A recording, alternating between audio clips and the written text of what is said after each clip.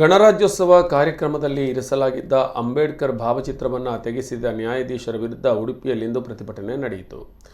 ದಲಿತ ಸಂಘರ್ಷ ಸಮಿತಿಯಿಂದ ಉಡುಪಿ ಅಜ್ಜರಕಾಡು ಹುತಾತ್ಮ ಸ್ಮಾರಕ ಎದುರು ಈ ಒಂದು ಪ್ರತಿಭಟನೆ ನಡೆಸಲಾಯಿತು. ಸಂವಿಧಾನ ಶಿಲ್ಪಿಗೆ ಅವಮಾನ ಮಾಡಿದ ರಾಯಚೂರಿನ ಮನುವಾದಿ ಅಂಬೇಡ್ಕರ್ ವಿರೋಧಿ ಜಿಲ್ಲಾ ನ್ಯಾಯಾಧೀಶ ಮಲ್ಲಿಕಾರ್ಜುನ ಗೌಡರ ನೌಕರಿಂದ ವಜಾಗೊಳಿಸಬೇಕೆಂದು ಪ್ರತಿಭಟನಾಕಾರರು ಒತ್ತಾಯಿಸಿದರು.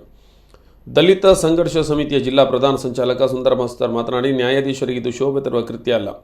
ಸಂವಿಧಾನ ಬೋಧಿ ನ್ಯಾಯಾಧೀಶರಾದ ಮಲ್ಲಿಕಾರ್ಜುನ ಗೌಡ ಅವರಿಗೆ ಸಂವಿಧಾನ ಶಿಲ್ಪಿ ಗೌರವ ಕೊಡಬೇಕು ಎಂಬ ವಿಷಯ ಗೊತ್ತಿರಲಿಲ್ಲವೇ ಎಂದು ಪ್ರಶ್ನಿಸಿದರು.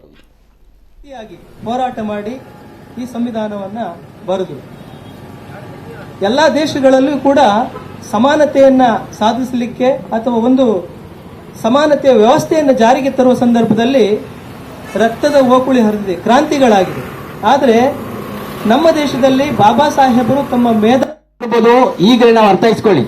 ಆದ್ದರಿಂದ ನಮ್ಮ ಬೇಡಿಕೆ ಆದಷ್ಟು ಬೇಗ ಕರ್ನಾಟಕ ಸರ್ಕಾರ ಅವರನ್ನು ಕೂಡಲೇ ಸೇವೆಯಿಂದ ವಜಾಗೊಳಿಸಬೇಕು ಅಥವಾ ಆತನನ್ನು ಕೆಳ ಹಂತದ ಒಬ್ಬ ಹೇಗೆ ನ್ಯಾಯದ ವಕೀಲರಾಗಿದ್ರೆ ವಕೀಲರ ಕೆಲಸನೇ ಮಾಡಲಿ, ಒಂದು ಬದಿಯಲ್ಲಿ ಬಿದ್ದುಕೊಳ್ಳಿ ಅಂತ ಅವನಿಗೆ ಪ್ರಮೋಷನ್ ಕೊಟ್ಟ ತಪ್ಪು. 2021ರಲ್ಲಿ ಅವರಿಗೆ ಜಿಲ್ಲಾ ನ್ಯಾಯಾಧೀಶನಾಗಿ ಪ್ರಮೋಷನ್ ಆಗಿದೆ.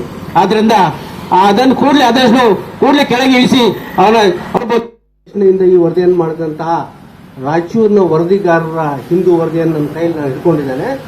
ಅವ್ರ ಜೊತೆ ನಾನು ಮಾತಾಡಿದ್ದೇನೆ.